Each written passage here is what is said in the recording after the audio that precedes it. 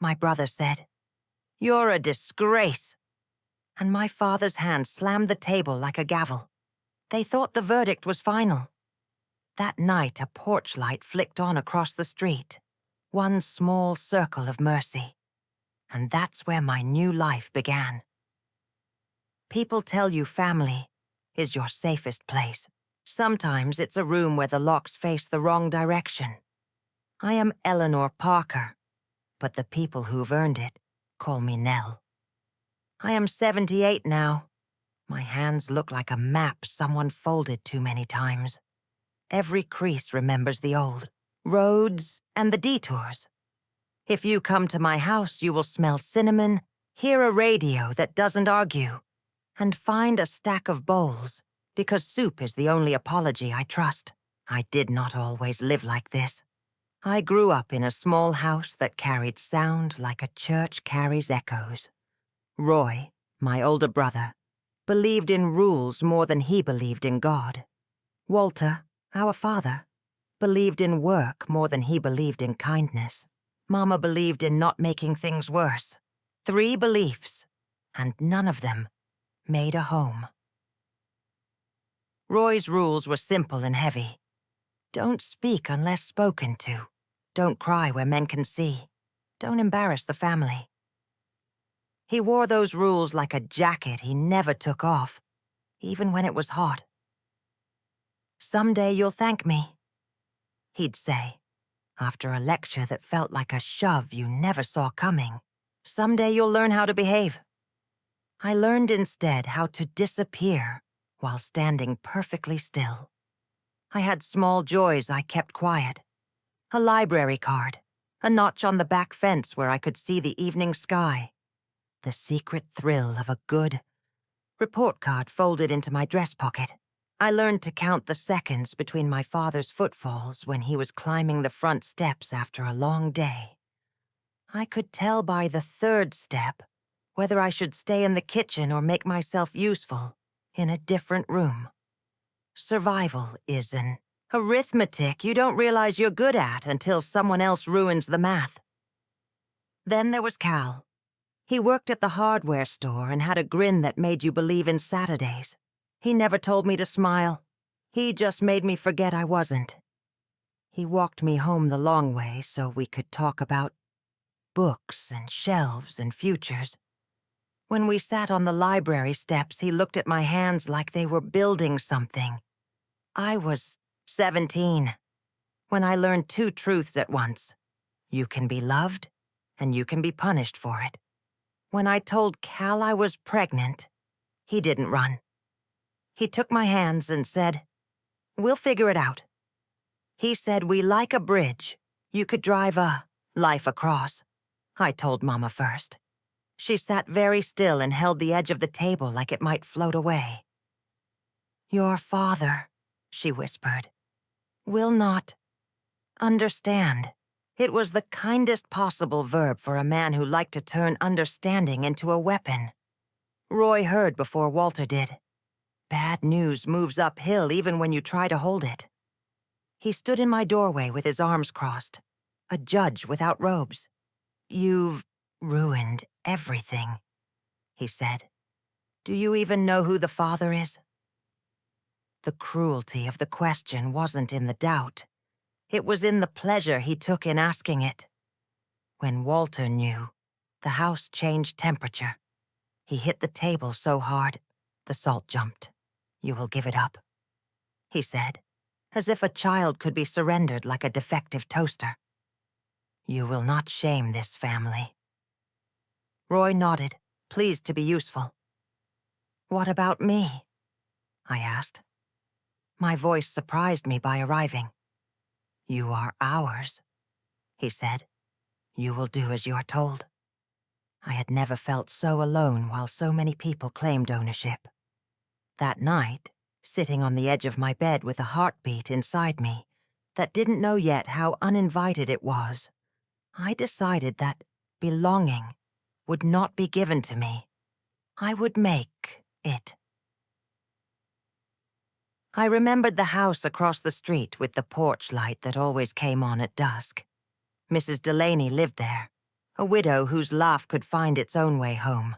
She once pressed a sandwich into my hand on a summer day and said, "Child, you look like a person who needs a tomato to believe in." She taught me that tomatoes can be sermons. I put on my shoes.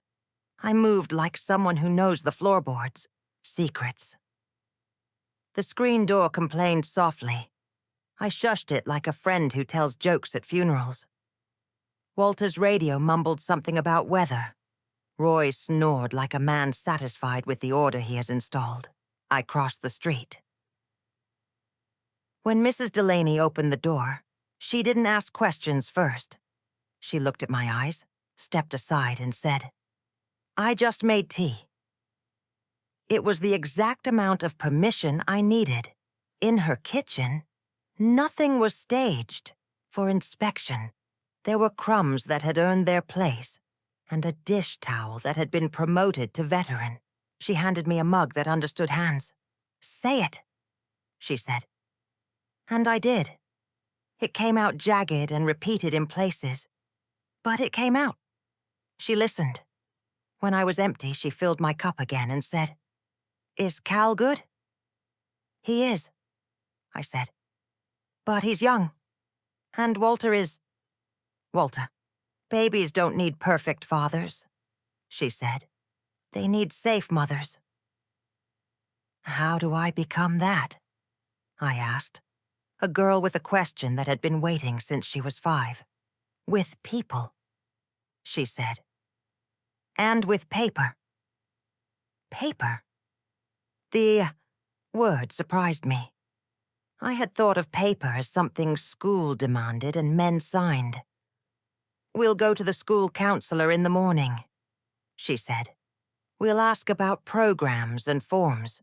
There are forms that turn please into yes. There are forms that make men behave, even the ones who never learned how."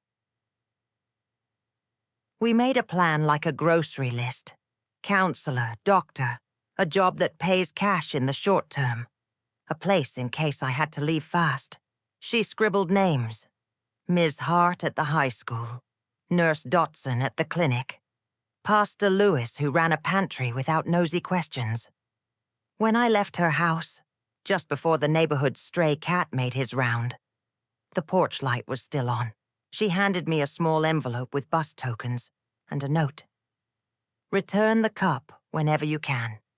Keep the courage."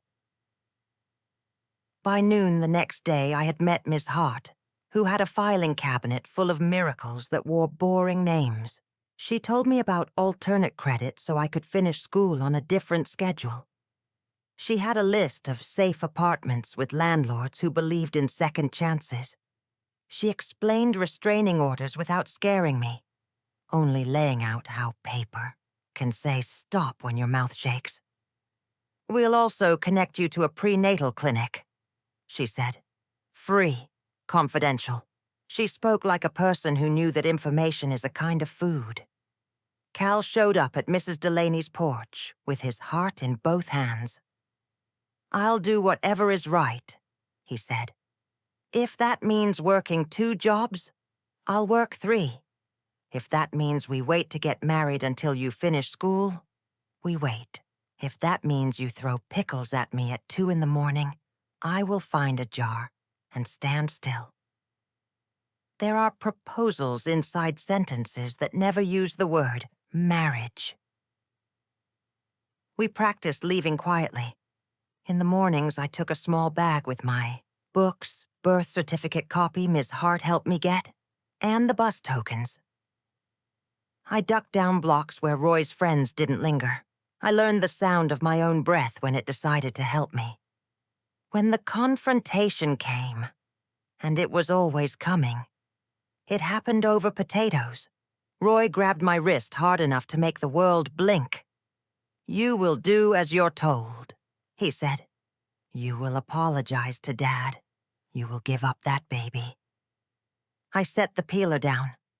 "No," I said with a calm so new it hummed. "I won't." He raised his hand. Mrs. Delaney had warned me about this part.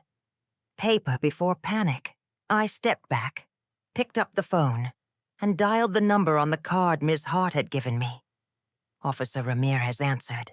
His voice was made of routine and decency. I said my name and my address, and what was happening now. Not the saga of years, he said. I'm on my way. The sound of the siren approaching was the sound of someone else finally taking my side. A report was written, a warning was issued. Roy called me words that used to own me. They did not that night. The officer explained consequences in the patient tone of a man who believes in consequences for a living.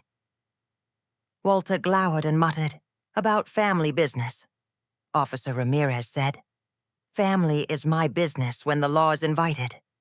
Paper and a badge shook hands and decided I could keep my bones. That night I moved. There is a speed to salvation that does not feel like running. It feels like stepping into your correct name. Cal met me at the bus stop with a duffel bag and a look that said he had chosen. Mrs. Delaney handed me a key to a tiny apartment over a shop, the kind of place that smelled like onions and hope. "The rent is small," she said. "Your life is not." I got a job cleaning offices at night and stacking canned goods at Pastor Lewis's pantry in the afternoon. Ms. Hart arranged day classes and night tests. Nurse Dotson taught me the shape of my baby's heartbeat and the grammar of healthy. Cal worked after school at the hardware store and on weekends at a garage where the owner treated him like a cousin worth teaching. I wrote everything down on paper: paydays, appointments, goals. June was born in a room with a window that watched a brick wall, but still found daylight. Cal cried like a man who had been holding his breath for years. I cried like a girl who finally learned how. The nurse put my daughter in my arms, and the world resolved into a picture with fewer missing pieces. Walter and Roy did not visit. Silence is a choice people call pride when they're explaining it to themselves. I sent a birth announcement anyway, because I wanted the truth to sit in their mailbox and refuse to leave. "Her name is June," I wrote. "She is loved. We are fine." I finished school with a baby on my hip and a steady A in the subject of endurance. Cal and I married in the church basement with a thrift store dress and a promise to never build a home where anyone was scared of the hallway. We wrote rules on a card and taped it to the inside of our cupboard. 1. No shouting across rooms. 2. No secrets that belong in the light. 3. If you break it, fix it or call your mother. 4. We choose kindness when we are tired. 5. We leave the porch light on. Mrs. Delaney cried into a napkin like a woman watering a garden. We were poor the way a seed is poor. Mostly potential with a thin shell. Cal took the apprentice test at the garage and started bringing home stories about engines that woke up when someone listened. I took a second shift in the morning at the school cafeteria because schools will hire the woman who shows up on time and knows how to make 10 gallons of macaroni behave. June grew into her name. Light you can feel. Time passed in small certainties. Rent paid, immunizations kept. A landlord who never made me feel like a favor. Neighbors who traded childcare like recipes. When we bought a second-hand crib, we celebrated with soup, because that is what we could afford, and because soup deserves more credit than parties when it comes to holding people together. Then the day they came back. Roy appeared at the door with a look that wanted me to believe he had always been a decent man and the world had been mistaken. Walter stood behind him like a statue that had learned to walk. "We came to talk," Roy said, as if the word owed him something. "You have made choices." "Yes," I said, June sat on my hip and chewed a wooden spoon, with the concentration of a scholar. Walter sniffed. "We heard you married that boy." "That man," I said. "We heard you kept the child." "My daughter," I said. Roy cleared his throat. He had never liked nouns that made things human. "We need to discuss how the family will be presented," he said. "Weddings, church. People are asking questions. Tell them the truth," I said, and stepped aside so they could see my home. It did not look like much, but it looked safe. Walter looked around as if appraising a car he secretly wanted. "Your mother misses you," he said. And there it was, the one gentle fact with a hook in it. "I miss her too," I said. "She can come. She's busy," he snapped, as if tenderness were a task he could assign to anyone but himself. Roy started on the old track. How I had shamed the family, how I had broken the order, how consequences were coming by mail. I listened long enough to recognize the sermon, and then I did what paper had taught me. I set terms. "You are welcome to visit," I said, "if you can speak to me like a person, and to my husband like a man, and to my daughter like a gift. You are not welcome to command, insult, or rewrite. If you try, you will leave." I didn't shout. I didn't shake. I set a table where respect was the only utensil. They left without agreeing. Some men think silence is a negotiation tactic. It is just quiet with bad manners. I thought the story would rest there, but men like Walter and Roy often file appeals in the court of gossip. At church, Walter began to stage conversations in aisles where the women he respected would overhear. "Oh, Nell got herself in a situation," he'd say, with the sigh of a man who wears his daughter's choices like a stone in his shoe. He hoped the women would scold me back into the version of myself that kept his house tidy and his stories uncomplicated. They did not. One by one, the women who had carried me, Miss Hart, Mrs. Delaney, Nurse Dotson, Pastor Lewis's wife, spoke to him in the language of boundaries. "She is ours too," they said, "and we are proud of her." I did not ask them to. They had been waiting for their turn to testify. Cal got his certification, a card in his wallet that said he could make broken things purr again. We moved Diora to a 2-bedroom with a window view of a tree that changed its mind beautifully every fall. June learned the alphabet on the fridge with magnets that never fully agreed where Q should live. We saved for a used car that did not require prayers to start. The miracle did not arrive in one piece. It arrived slowly, like dawn, shy, then certain. There were still hard days.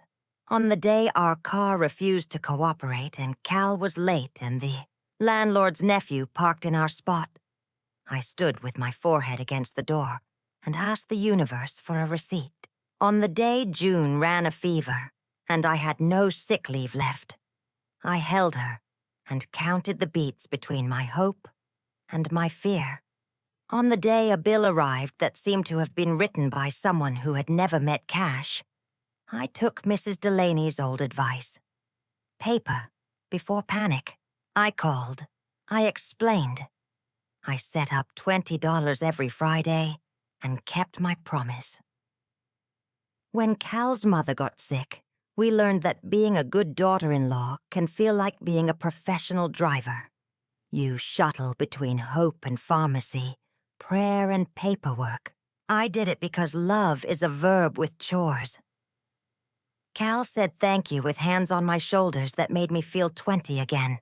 June drew pictures of grandmas and taped them to the fridge where grief could look at them and behave. Years later, something else happened that you might call a miracle, though it was really just 1,000 good decisions lining up. Roy lost his job. Walter's health slipped. They knocked on my door because daughters grow into the kind of weather you can't ignore. We need a place, Roy said, spitting out the admission like a seed he didn't mean to swallow. I made tea because I am my mother's child, and because tea is the softest way to keep your hands from making fists. There are resources, I said. I gave them the number for housing assistance, a contact at the Union Hall, and a brochure from the clinic. I can help you call, I said. I can't rescue you. Walter stared at me as if trying to find the girl he could push around in, the woman who refused to move. Where is your gratitude? He asked. It was an old line, delivered by a tired actor. It is in the people who kept your granddaughter fed, I said. It is in the women who taught me papers and plans. It is in the man who married me when I was more trouble than furniture. It is in God, if you like that word. It is not in obedience to cruelty. They left angry. Anger is a good walker. It wears out eventually. I didn't slam the door. I closed it the way you close a book when the chapter has done its work. Then I called June, who was in college by then, reading thick books in a library that understood her better than Roy ever had. I'm proud of you, I said. She laughed and told me about a professor who knit during lectures and a classmate who made bread in her dorm. You would love her, she said. I love anyone who knows how to make flour repent. Cal and I opened our porch to more people. We started a little thing we called Open Bowl Thursdays. We boiled beans, chopped onions, tore bread. People came with stories that did not ask for permission. We sat and we listened, and the neighborhood remembered that it had neighbors. Sometimes I looked across those bowls and saw a girl I used to be, sitting on a different porch, being handed a cup and a chance. In my 70s, I started telling this story out loud. The parts that aren't private to other people. A girl from church who had learned to fake laughter asked me, in the kitchen where we keep the coffee, "How did you forgive them?" I told her the truth. I didn't at first. I refused to be their mirror. I kept my distance and my paper. I fed the people who fed me. Forgiveness arrived like a late bus. Not when I stamped my foot, but when I made room on the bench. It did not mean permission. It meant my own heart could go to bed on time. One autumn afternoon, Roy came by different. He stood on the sidewalk and practiced knocking for a minute. I watched through the window and then opened the door before he scared himself away. He looked smaller without his rules. I was wrong, he said. The words stumbled and then found their feet. I didn't, he shook his head. A man sorting screws he should have organized years ago. I have a boy, he said suddenly. A good boy. He listens better than I do. I'm trying. Could he come someday? To hear about paper and soup? Yes, I said. Because the door that was dangerous once can be an exit later. Walter died the way old anger dies. Slowly, with a lot of smoke and less fire than it promised. I went to the funeral because I am not made of stone. I did not speak because I am not made of performance. I stood with June and Cal and Mrs. Delaney, still alive, still laughter, and I let the preacher tell the story. Men tell when they don't know the real one. Afterward, Roy hugged me the way men hug when they are grateful that women still allow it. When I came home, I wrote a recipe card and slipped it into my binder with our lease, insurance, and the letter Ms. Hart wrote June. When she got her scholarship, it said, "Miracle soup, 1 porch light, 2 bus tokens, 3 women who answer the phone, paper before panic, Stir with kindness, serve hot. The card is ridiculous. The card is true. If you're listening and you are where I was, here is what I wish. Someone had said into my hair in a kitchen with a light that knows its job. You are not a disgrace. You are a person. Love makes mistakes. So do people who have never been loved correctly. Paper is not the enemy. Find the papers that protect. ID, birth certificate, school options, clinic intake, restraining order if you need it. Keep copies. Ask for the boring miracles. A neighbor's spare key, a bus pass, a list of places with sliding scale rent, a schedule that lets you breathe. Choose your we. The right we makes a bridge. The wrong we makes a cage. Sometimes the help you need will look like a woman with a chipped mug saying, "Come in." Sometimes it will look like a clerk with a stamp who says, "Sign here." Sometimes it will look like your own hand dialing a number you have been staring at for weeks. Last winter, a girl knocked on my door with tears in her backpack. Her name is Ari. She said, "I heard you help people." I said, "I don't, but we do. We, me, Mrs. Delaney, Pastor Lewis, Nurse Dotson's niece who works nights, Ms. Hart who never retired from believing, found a way to hold her until she could stand. She comes on Thursdays now, and her laughter is starting to sound like a person's, not a defense system. She stirs the soup as if it were advanced chemistry. Maybe it is. The miracle? It wasn't the porch light, though, bless that bulb. It wasn't the bus tokens, though. Bless the woman who counted them into my palm. It wasn't the clock's stamp or the nurse's steady voice. The miracle was me, choosing to believe I was allowed to stay in my own life. The rest were angels disguised as office supplies. If you came for revenge, I'm sorry. You will leave full of soup instead. If you came for justice, you may find it looks like boundaries with dinner. If you came to judge, I have bowls and a seat, and you may sit and learn what it takes to keep a heart. My brother once said, "You're a disgrace." My father once said, "You will give it up." I didn't. And now my granddaughter does. Her homework at the kitchen table. My husband hums when he can't remember the words. And my porch stays lit for the next person who thinks night is permanent. It isn't. Dawn is a habit. Turn it on. Eleanor, Nell Parker.